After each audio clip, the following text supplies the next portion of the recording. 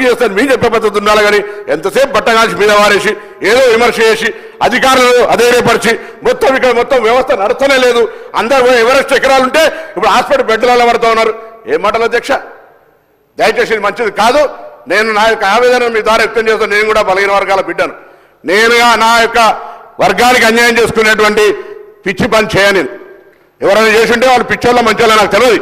నేను ఎందుకు చెప్తున్నా అంటే ఆ మాటలు అనేవి ఇక్కడ వాడనే వాడద్దు. ఇది మంచిది కాదు సాంప్రదాయం. కానీ అటువంటి సాంప్రదాయంలో మాట్లాడుతుంటే వాళ్ళ పార్టీ చూసుకోవాలి. వాళ్ళ పార్టీకి సంబంధించిన నాయకులు కూడా చెప్తా ఉన్నాం. ఈరోజు దయచేసి సభా గౌరవాన్ని కాపాడడానికి మొదటిసారి సభ్యునే కావచ్చు, బరాబర్గా పార్లమెంటరీకి ఏ మాట అన్పార్లమెంటరీ మాట్లాడినా మీరు శాసన సభాధిపతిగా ఏ శిక్ష ఒక లోక్సభలో చేసినాం. అన్ని రకాలుగా మరొకసారి మనం చేస్తా ఉన్నాం. మేము మా ప్రభుత్వం సంబంధించి డెఫినెట్లీ ఈ యొక్క గురుకులాలకు సంబంధించి not only SC ST BC మైనార్టీతో పాటుగా జనరల్ గురుకులాలకు సంబంధించిన ఆనాడు పెద్ద పెట్టినటువంటి ఇలా వీళ్ళంటే మేము ఏం పెట్టలే. కాంగ్రెస్ ఏం చేయలే.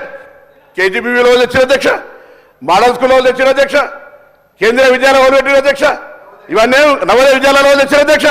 అన్ని విలాయంలో నేనే 10 ఏళ్ళ ఓన్లీ ఒక గురుకుల పెట్టి మొత్తం వైస్ ఛాన్సలర్ లేలే, టీచర్లు చేయలే, ప్రమోషన్ లేవు.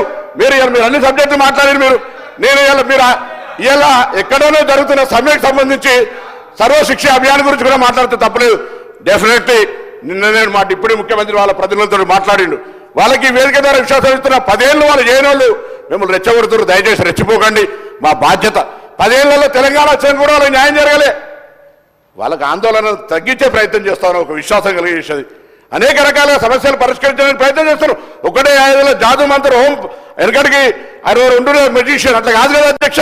10 ఏళ్లలో మీరు పెట్టిన బురద కడగడానికే సమయం పడుతుంది. 10 నెలలు మీరు పెట్టినటువంటి మాట, మీరు పెట్టినటువంటి బకాయిలు, మీరు పెట్టినటువంటి అనేకమైనటువంటి వైఫల్యాలను సరిదిద్దడానికే సమయం పడుతుంటే ఒకటేసారి ఏడాదులనే మొదటి నెల నుంచే ప్రభుత్వం కూలిపోతుంది, ప్రభుత్వం ఉండదు, వాళ్ళెట్లా వీళ్ళెట్లా అంటే ఎట్లా అధ్యక్ష? మీరు దయచేసి నేను మరొక్కసారి మీ ద్వారా సభ ద్వారా 8 లక్షల మంది చదువుకుంటున్న గురుకులాల్లో హాస్టల్లో పిల్లలకు ధైర్యం ఇచ్చే ప్రయత్నం చేయండి. ఆ విధంగా సభ చర్చ ఫలవంతంగా వాళ్ళకి చేరాలి. దానికి సంబంధించిన సూచనలు పెద్ద హరీష్ రావు గారు మాట్లాడే మంచి సంఘటన తప్పకుండా ప్రభుత్వం పాజిటివ్గా తీసుకుంటుంది. మాకే అభ్యంతరం అధ్యక్ష, మేము నెగటివ్గా మాట్లాడలేదు. కానీ రాగానే తుండపాచం పెడతాం, గిచ్చుతాం, అన్ని మాట్లాడితే ఒకడు ఊరుకోరు. ఇది మంచి పద్ధతి కాదనే మాట మీ ద్వారా తెలియజేస్తాం. గౌరవ సభ్యులు సంజీవ్ రెడ్డి గారు.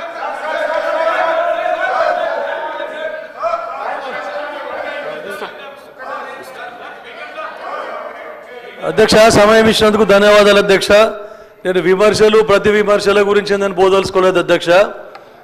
ఎందుకంటే మా వెనుకబడ్డ నారాయణఖేడ్ నియోజకవర్గంలో నేను గెలవగానే ఎన్నో హాస్టల్ విజిట్ చేయడం జరిగింది, ఎన్నో స్కూల్స్ విజిట్ చేయడం జరిగింది అధ్యక్ష. కానీ ఇన్ఫ్రాస్ట్రక్చర్ అక్కడ ఏదైతే ఉందో చాలా హీనంగా ఉంది. మా ప్రభుత్వం ఇప్పుడు ముఖ్యమంత్రి గారు ఏదైతే డిసిషన్ తీసుకున్నారో అంతకంటే ముందు నేను ఎన్నో హాస్టల్స్ విజిట్ చేయడం జరిగింది. అయితే టోటల్గా అక్కడ ఒక స్కూల్ విజిట్ చేస్తే 120 ఫ్యాన్లకు కేవలం 12 ఫ్యాన్లు పనిచేస్తూ ఉన్నాయి. ఆర్ఓ ప్లాంట్ పాడాయి, కనీసం 3 సంవత్సరాల నుంచి దాని రిపేర్ గతి లేవు. తర్వాత డైనింగ్ హాల్లో పోయి నేను భోజనం చేస్తూ ఉంటే ఒక ఫ్యాన్ కూడా లేదు. అక్కడ ఒక్క ట్యూబ్ లైట్ ఉంది అధ్యక్ష. 8 ట్యూబ్ లైట్లకు ఒక ట్యూబ్ లైట్ ఉంది అక్కడ. అంటే ఎంత హీనంగా. అయితే అధ్యక్ష, నేను చెప్పేది పరిస్థితి ఏంటంటే ఇప్పుడు ఈ ప్రభుత్వం, ముఖ్యమంత్రి గారి ప్రభుత్వం అన్నింటినీ రెక్టిఫై చేసి గతంలో చేసిన తప్పిదాలను మంచిగా చేసే విధంగా చేస్తూ ఉంది అధ్యక్ష. నా నియోజకవర్గానికి సంబంధించి 11,000 మంది టీచర్లను అపాయింట్మెంట్ చేసినా కూడా ఇంకా నియోజకవర్గంలోని స్కూళ్ళల్లో ఇంకా టీచర్ల కొరత ఉందని చెప్పేసి తమరి దృష్టికి తీసుకొని వస్తూ ఉన్నాను. తర్వాత గురుకులాలలో ఎన్నో గురుకులాలు సిఆర్టీలు కానీ కాంటాక్ట్ బేసెస్లో లెక్చరర్స్ని పెట్టుకున్నారు. రెగ్యులర్ టీచర్స్ 2-3 ఉంటే కాంటాక్ట్ బేస్లో సెలెక్ట్ అయిన వాళ్ళు 5 మంది 6 మంది ఉన్నారు. ఈవెన్ డిగ్రీ కాలేజ్ ప్రిన్సిపాల్ అక్కడ పోతే కూడా ఒక 2-3 అంటే పర్మనెంట్ వాళ్ళు ఉన్నారు, మిగిలిన వాళ్ళందరూ కాంటాక్ట్ బేసిస్ మీద ఉన్నారు. ఎక్కడ పోయినా రెసిడెన్షియల్ స్కూళ్ళల్లో ఈవెన్ ఎస్టీ రెసిడెన్షియల్ సోషల్ అక్కడ కూడా 3-4 పర్మనెంట్ టీచర్స్ ఉన్నారు. తర్వాత మిగిలిన వాళ్ళందరూ కాంటాక్ట్ బేసిస్ మీద ఉన్నారు. కాబట్టి అధ్యక్ష, మీ ద్వారా ప్రభుత్వం దృష్టికి తీసుకొని పోతా ఉన్నాను.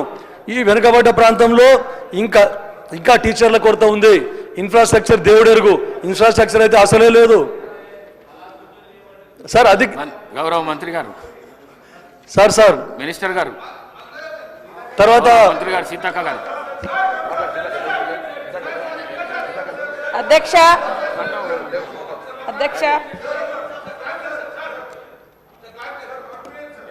క్లారిఫికేషన్ తర్వాత ఇస్తాం కదా అధ్యక్ష. ఒక్క నిమిషం. మరి ఎన్ని 1 minute. స్పీకర్ సార్, దయచేసి మాకు కూడా ఒక 2 నిమిషాలు టైం ఇలా అధ్యక్ష. గౌరవ మంత్రి సీతక్క గారు ప్రవేశపెట్టిన గురుకులాల మీద రైట్ తమరు సాక్ష్యము నేను క్లియర్గా మెన్షన్ చేసిన, మళ్ళీ మీరు రికార్డ్స్ మీరు మళ్ళొక స్టడీ చేయండి. బీసీకి 2014 ముందు 19 గురుకులాలు మాత్రమే ఉండని చెప్పిన, ఇప్పటికీ అదే చెప్తున్నా.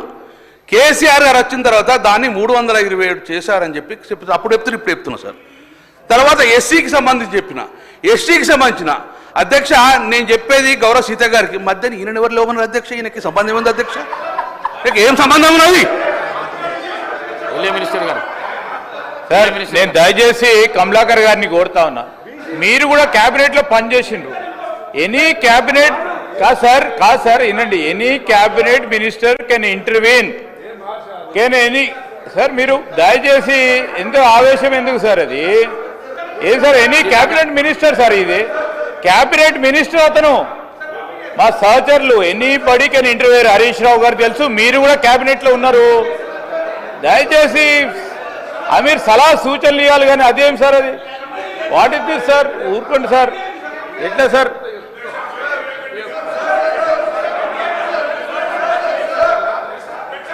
చెప్పాలి, వాళ్ళు రాసిచ్చింది చెప్పాలి అధ్యక్ష. వాళ్ళు మాట్లాడుకున్నప్పుడు మాట్లాడతా చెప్పాలి అదే అదే చెప్పిన. మీకు ఎవరికి మీ లెక్క పేదోడు కూడా వస్తాడు, వీడికి మీ లెక్క డబ్బుల సంచులతోటే రారని చెప్పిన నేను ఆ మాట అధ్యక్ష. అందుకే మళ్ళీ చెప్తాను మరొక్కసారిగా. మళ్ళీ అరే మీరు నేను చెప్తా మాట్లాడే హక్కు ఒక సీనియర్ మంత్రి చెప్పండి, మీరు మీ సభ్యులు కరెక్షన్ చేసుకోండి, మీ సభ్యులు కరెక్షన్ చేసుకోండి. గౌరవ మంత్రి గారు సీతక్క గారు.